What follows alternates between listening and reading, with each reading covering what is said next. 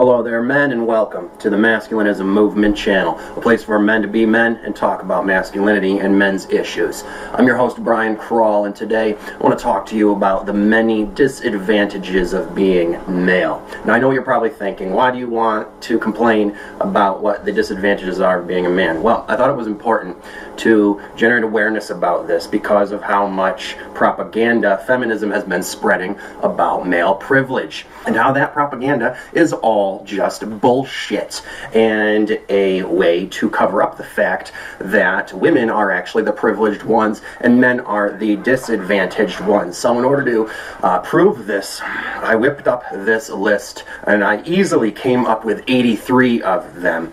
And I'm sure I could have come up with 100 or more if I had, given it more time, but I also don't want to take too long and don't want it to become redundant.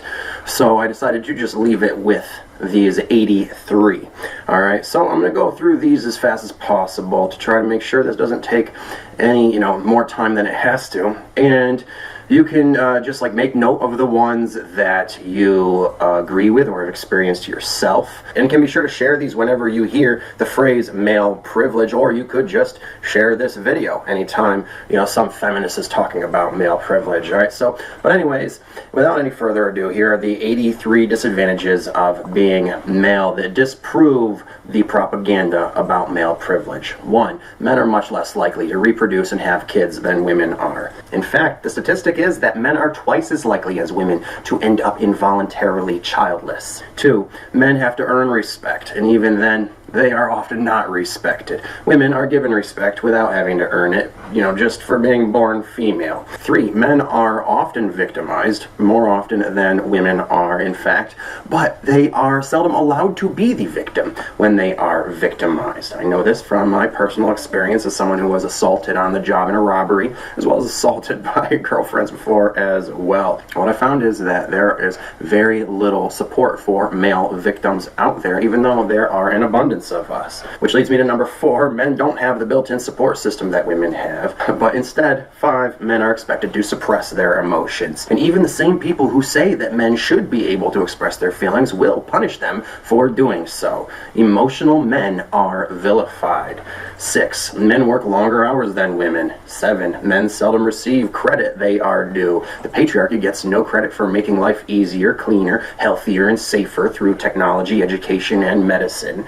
8, women receive more scholarships and educational opportunities and diplomas and degrees, and are now having their poor educational choices forgiven with the student loan forgiveness program paid for by mostly male tax dollars. And 9, welfare and other social programs for men are almost non-existent. They are there to serve women almost exclusively. 10, feminism skews statistics and facts in its favor to make men look worse and women look better, or where necessary to make women look worse off and like victims of circumstance, and men look better off, and thus patriarchal oppressors, when oftentimes the facts are actually the other way around, such as with domestic violence stats.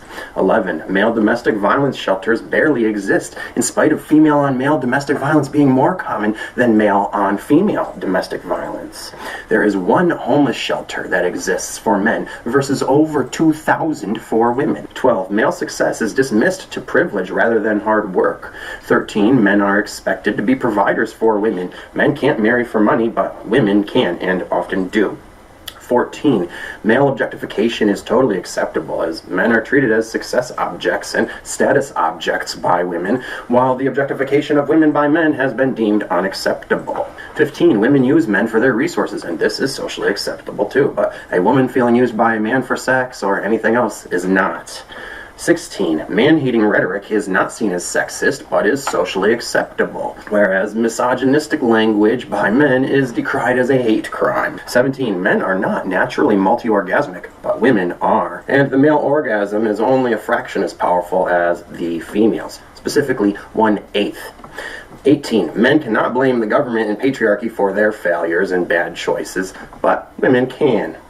19. Men are always to blame and must take responsibility for anything that goes wrong in any situation involving a woman. The man is always wrong and the woman is always right. 20. Men are portrayed as bumbling idiots on TV sitcoms controlled by a strong, smart, competent, level-headed woman who is never wrong. 21. In TV commercials, men are also portrayed as idiots, and any bad behavior or bad conditions are male characters and male voiced, as with Allstate, Mayhem Man, Mucinex Cold Character, and such. 22. Violence against men in TV shows and TV commercials is portrayed as funny and harmless. 23. Male bashing and shaming is socially acceptable, while female bashing and shaming is not.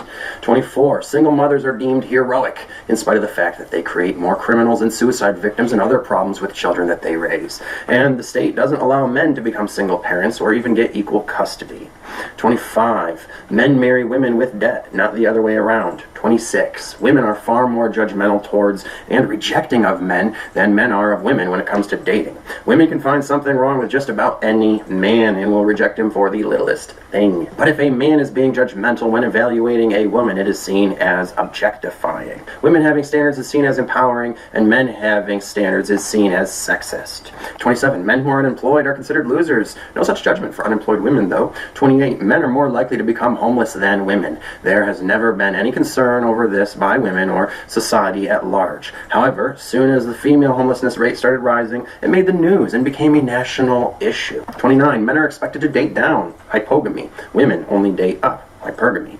30. Men are expected to provide for women's children from a previous marriage, but no such obligation by women to provide for men's children from a previous marriage exists.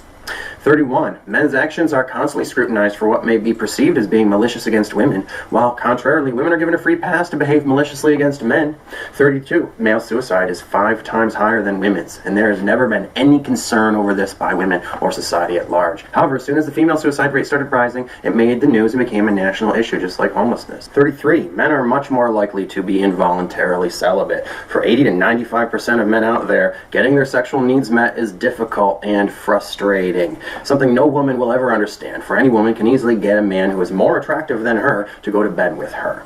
34. Men seldom get paternity leave. 35. Police take the side of the woman in any situation involving both genders, even if it is the man who called them on the woman. 36. Men are called predatory and rapey by nature by feminists. And feminists say men are the only ones who can rape, that it's not possible for a female to rape a male. Right? When a man gets raped or sexually assaulted, especially by a woman, it is ignored by feminists, and it will be by the justice system too if it was done by a female.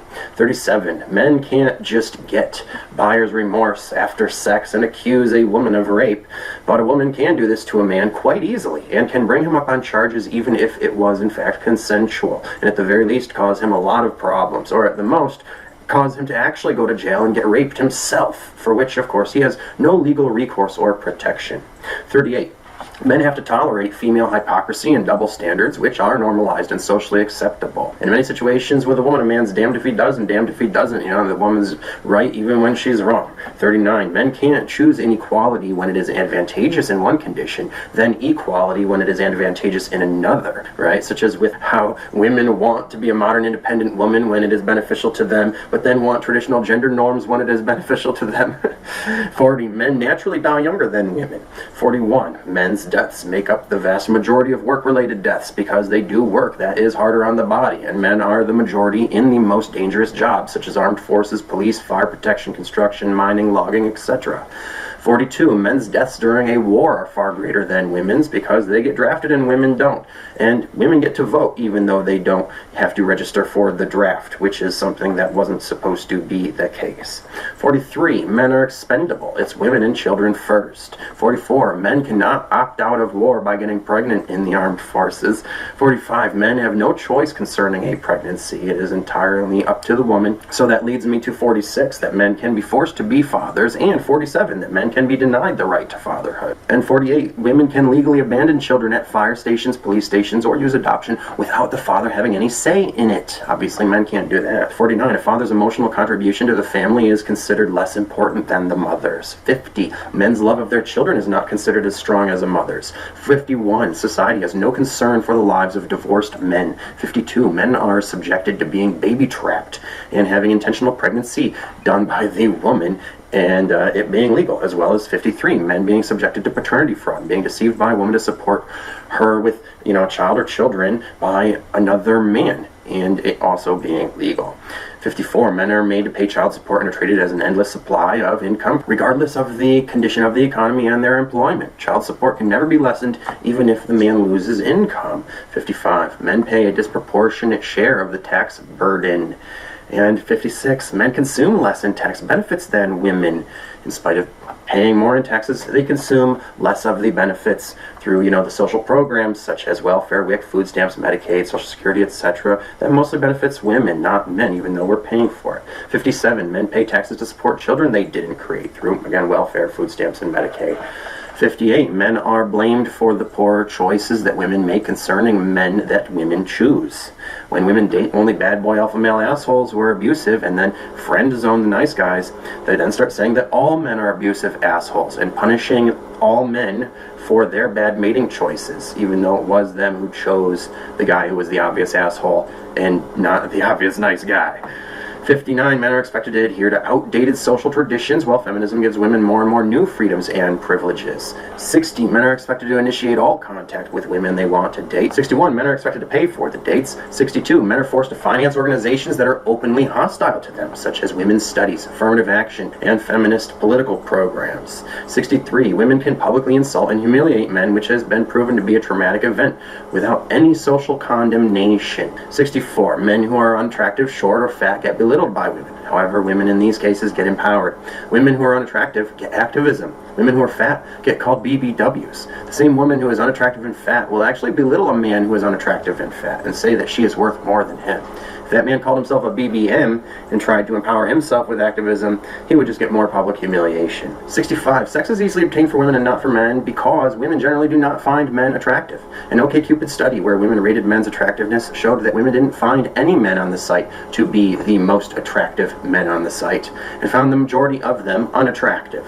A Tinder study showed that what used to be the 80-20 rule is now more like the 85-5 rule. And yet, even though the majority of men are marginalized in the sexual marketplace, when they do not have sex, they don't get activism like women do. They are shamed for it and called incels. However, when a woman feels marginalized in the sexual marketplace, she calls it problematic and discrimination and other things which she needs activism, equality, and empowerment for. But the men who have been made into incels and sexually shamed by women for it don't get these things. But then there's 66. Even when men do have sex, men have the burden of proof for it being consensual. No such requirement exists for women.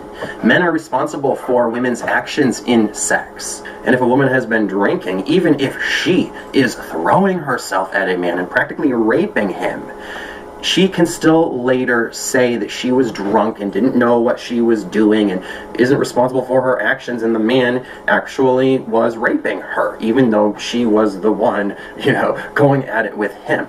Yet, interestingly enough, if the same drunk woman climbs into a car, drives away, and then gets into an accident and maybe even kills someone, she could still get charged for a crime because she had made the decision to drink and drive. There's, again, this legal double standard where once the man in sexuality gets involved, the woman has no agency, right? But yet that same woman, if she were to hurt someone else because she was drinking in an accident, she would be at fault. So the law obviously has no clear standard for this. And also, 67, a woman making false accusations against a man is not a criminal act. Women have no incentive to not do this, right? Because it is legal. 68, man's reputation can easily be ruined with no consequences to the woman, as in the case of Mattress Girl at Columbia University. 69, male circumcision is not seen as genital mutilation, even though that is exactly what it is and is a human rights violation that is, again, legal and socially acceptable and common,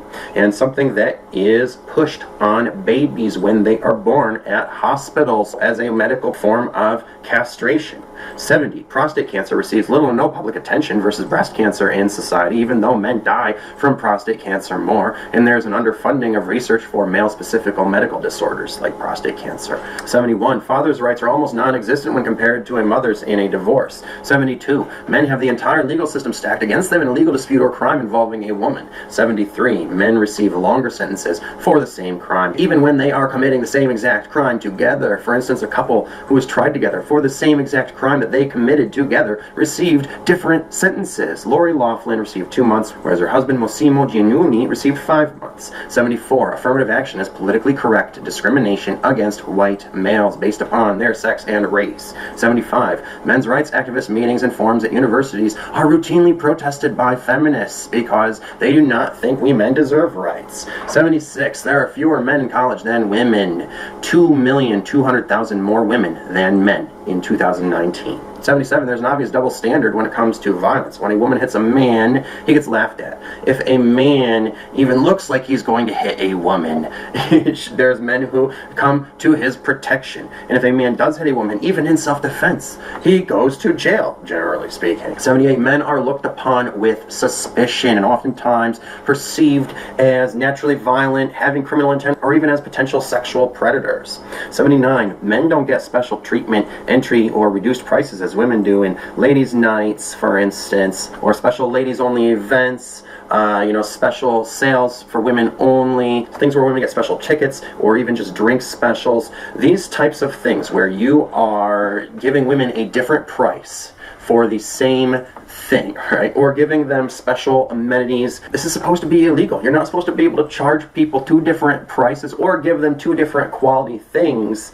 based on their gender. But yet this does happen, and because it favors women when it does, it is allowed. But if this were happening in reverse, women would be crying out sexism. And number 80, remember back in the day when white people and black people had separate bathrooms in America, and it was supposed to be separate but equal, but then it was made public that these separate bathrooms weren't equal. They were, in fact, unequal. The white people had far better facilities than the black people.